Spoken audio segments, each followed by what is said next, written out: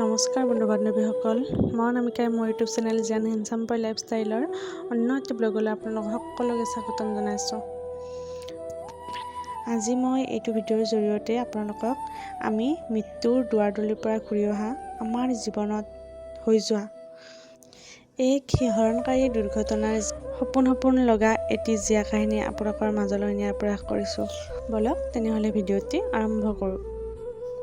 আজিৰ পৰা প্ৰায় ৩ বছৰ আগৰ কথা।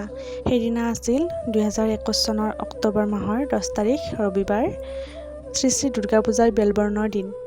আমাৰ জিয়ান বেটাৰ কফৰ প্ৰব্লেমৰ কাৰণে তেজপুৰ মেডিকেল কলেজত ৰখাৰ ২৫ দিনৰ পিছত চকুত হাজাৰ টোপনি, পেটত ভোক, দেহাত এসপামান দুখ ভাগৰ সামৰি এই যে ২৫ দিন পিছত হস্পিতালৰ পৰা ঘৰলৈ আহিব পোৱা অকণমান সুখ অনুভৱ কৰা মুখখনত এমকৰা হাঁহি লৈ ঘৰমুৱা হৈছিলোঁ। মনে মনে ভাবি আছিলোঁ, ঘৰত যাম, ঘৰ পোৱাৰ পিছত ভালকৈ গা ধুম, ভালকৈ টোপনি মাৰিম, ভালকৈ খাম, লগতে ঘৰৰ সকলোকে একেলগে ওচৰত লগ পাম, সকলোৰে লগত একেলগে থাকি কথা পাতিম। হস্পিতালৰ ৰোগীৰ আহ উহ কেকনি, ৰোগীৰ লগত অহা অভিভাৱকৰ হিয়া ভঙা কান্দোন, মেডিচিনৰ গোন্ধ, লগতে নাৰ্ছ বাইদেউ আৰু ডক্তৰ ছাৰৰ মুখকেইখন ইত্যাদি। এইবোৰ পৰিৱেশ এৰি আজিৰ পৰা এই প্ৰাকৃতিক সৌন্দৰ্যৰ লগত প্ৰকৃতিৰ মুকলি বতাহজাক ল'ব পাম আৰু যে কিমান কি কথা মনতে বান্ধি ঘৰলৈ আহিবলৈ ওলোৱাৰ আনন্দতে আমি হস্পিতালৰ মৰ্ণিং ডিউটিত থকা নাৰ্ছ বাইদেউহঁতক লগতে ডক্তৰ ছাৰকো আমি টি পাৰ্টি এটাও খুৱাই থৈ আহিছিলোঁ। সঁচাকৈ এক বুজাব নোৱাৰা অনুভৱ। দেউতাকে ধুনীয়াকৈ গাড়ীখন চলাই আমাক ঘৰলৈ লৈ আহি আছিলে। গাড়ীখনত আছিলোঁ মই আৰু আমাৰ একমাত্ৰ পুত্ৰ জিয়ান বেটা।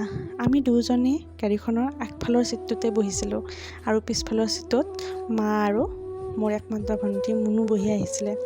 হস্পিতালৰ পৰা ওলোৱাৰ ২০-২৫ মিনিট পিছত প্ৰায় ২০০ মিটাৰমান দূৰত্বত গাড়ীখনৰ সন্মুখেদি এডাল ডাঙৰ সাপ পাৰ হৈ আছিলে আৰু দেউতাকে সেই সাপডাল দেখি সাপডালক বচাবলৈ গাড়ীখন ছাইড কাটি উলিয়াবলৈ ধৰোঁতে হঠাতে কি হৈ গ'ল আমি ধৰিবই নোৱাৰিলোঁ। কেৱল মাত্ৰ জানিছিলোঁ যে আমি আৰু পৃথিৱীলৈ ঘূৰি নাহোঁ। জানেনে, এতিয়া সেই কথাবোৰ ভাবিলে গাৰ নোম শিয়ৰি উঠে। আমাৰ গাড়ীখনৰ খুন্দাত লাইটৰ পোষ্ট এটা ভাঙি গ'ল। ভাঙি এক উল্টা খাই নিজে দৰজা খুলি জিয়ান বেটা গাড়ীখনৰ পৰা ১ মিটাৰমান দূৰত সি ছিটিকি পৰিছিলে। তাৰপিছত মই তাৰ কাষতে ছিটিকি পৰিছিলোঁ। তাৰ পিছতো গাড়ীখন আকৌ ২ পাল্টি খাইছে। তেতিয়া মই দৌৰাদৌৰিকৈ উঠি আহি চিঞৰি তাৰপিছত মই জিয়ানক কোচত তুলি লৈ চকু মূৰ মোহাৰি পিছফাললৈ ঘূৰি চাইছোঁ। মোৰ চকুৰ সন্মুখতেই আমাৰ গাড়ীখন দুৰ্লিটি মাৰিছে। সেই গাড়ীখনৰ ভিতৰত আছে জিয়ানৰ দেউতাক আৰু মাহীয়েক আৰু আইতাক।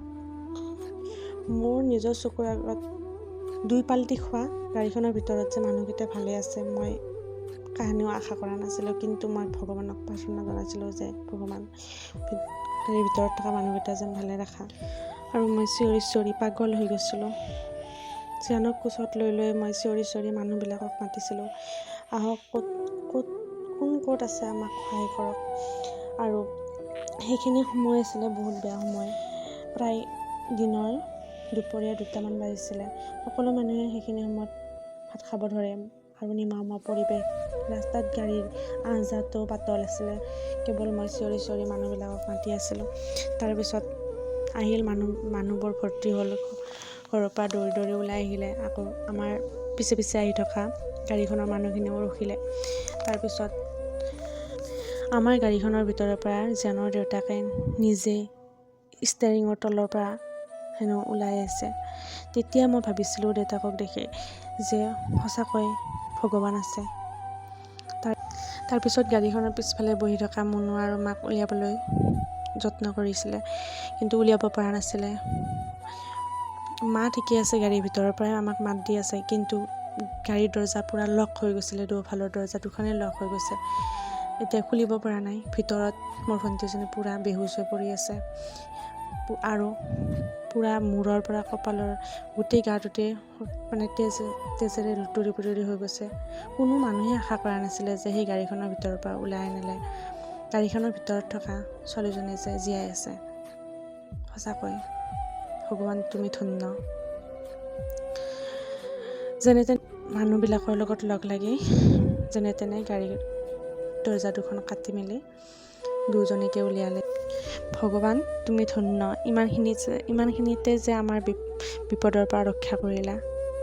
আৰু বা কিমান বেয়াকৈ হ'বলগীয়া আছিলে, কিন্তু এই মনতে কৰা আশা সপোনবোৰ যেন সপোন হৈয়ে ৰৈ গ'ল হয়। এই পৃথিৱীৰ পৰা আমি চিৰজীৱনৰ কাৰণে বিদায় ল'ব লাগিলে হয়, কিন্তু আমাৰ ভগৱান সহায় আছে। সঁচাকৈ ভগৱান আছে। ভগৱানক বিশ্বাস কৰোঁ। ভগৱানে বিপদৰ পৰা উদ্ধাৰ কৰে। সেই সময়খিনিৰ পৰা আমাৰ সেই দিনটোৰ পৰা বেছিকৈ মানে বিশ্বাস কৰা হৈছোঁ যে সঁচাকৈ ভগৱান আছে।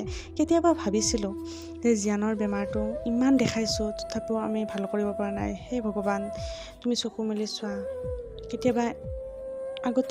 কেতিয়াবা অকণমান সময়ৰ কাৰণেও মোৰ মনত আহে যে ভগৱান নাই নেকি বাৰু, ভগৱানে যে চকু মেলি চোৱা নাই জীয়ানক। কিন্তু সেই এক্সিডেণ্ট হোৱা দিনটোৰ পৰা আমি মনত পূৰা বিশ্বাসত লৈছোঁ যে সঁচাকৈ ভগৱান আছে। কাৰণ ভগৱান নথকাহেঁতেন আমি জীয়াই নাথাকিলোঁ হয়। হস্পিটেলত দেখাই মেলি আৰু ভণ্টিক মানে বিশ্বাস কৰা হৈছোঁ যে সঁচাকৈ ভগৱান আছে। কেতিয়াবা ভাবিছিলোঁ যে জীয়ানৰ বেমাৰটো ইমান দেখাইছোঁ তথাপিও আমি ভাল কৰিব পৰা নাই। সেই ভগৱান তুমি চকু মেলি চোৱা।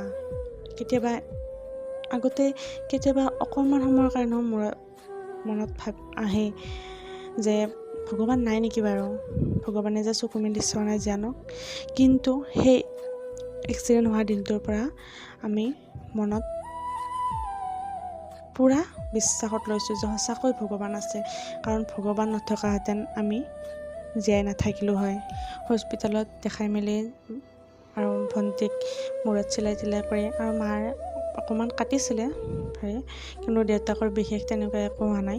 চেকআপ কৰি আমাৰ ঘৰৰ ওচৰৰে এজনে আমাক লৈ আহিছিলে। আহি থাকোঁতে ৰাস্তাত সেইখিনিত দেখি বুকুখিনিতে যেন আমাৰ চাৰিওজনৰে আজি জীৱটো উৰি গ'লে হয়, কি হৈ গ'ল হয়।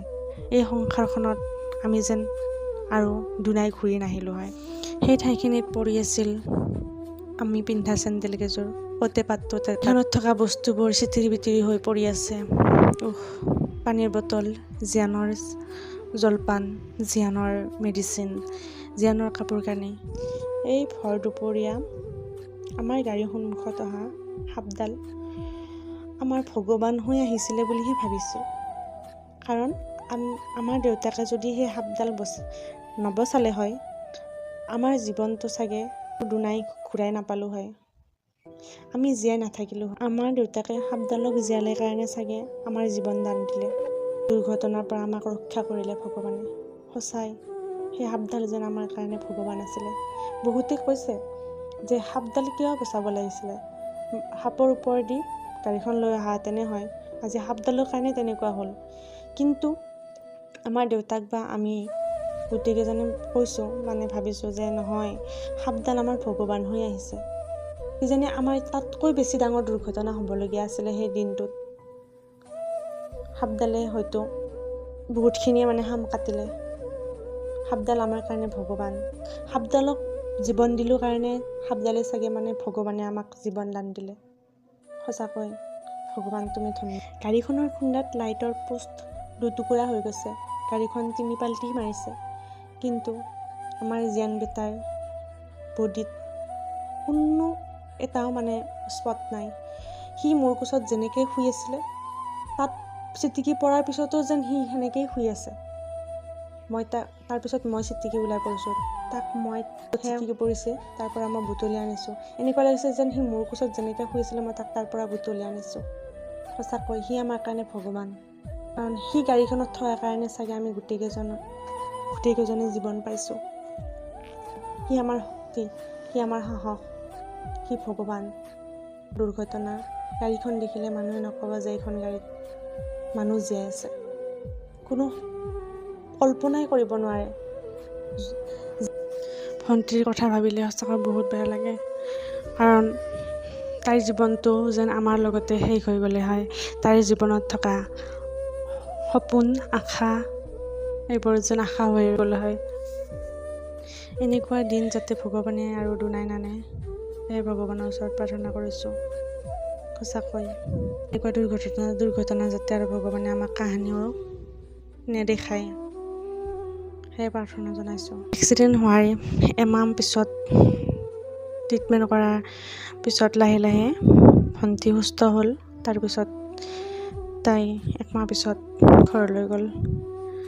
এনেকুৱা দিন যাতে ভগৱানে আৰু দুনাই নানে, সেয়ে ভগৱানৰ ওচৰত প্ৰাৰ্থনা কৰিছোঁ। আজিৰ পৰা সেই 3 বছৰ আগৰ এক্সিডেণ্ট হোৱা দিনটো আমাৰ জীৱনৰ অভিশপ্ত দিন বুলি মনতে ভবা নাই। সেইদিনাখন আমি ভগৱানৰ সান্নিধ্য লাভ কৰিছোঁ বুলিহে আমি ভাবিছোঁ। সেয়েহে ভাবিলোঁ এই ভগৱানৰ সান্নিধ্য পোৱা দিনটো আমাৰ অতীতৰ স্মৃতি হৈ মোৰ ইউটিউবৰ ভিডিঅ'ৰ জৰিয়তে যেন ৰৈ যায়। সেয়েহে আপোনালোকৰ মাজলৈ মই এই ভিডিঅ'টো আগবঢ়াইছোঁ। আজিৰ এই ভিডিঅ'টো চাই ভাল লাগিলে যদি লাইক কৰিব, শ্বেয়াৰ কৰিব আৰু ছাবস্ক্ৰাইব কৰিবলৈ নাপাহৰিব। আজিলৈ আহিছোঁ তেন্তে, বাই বাই।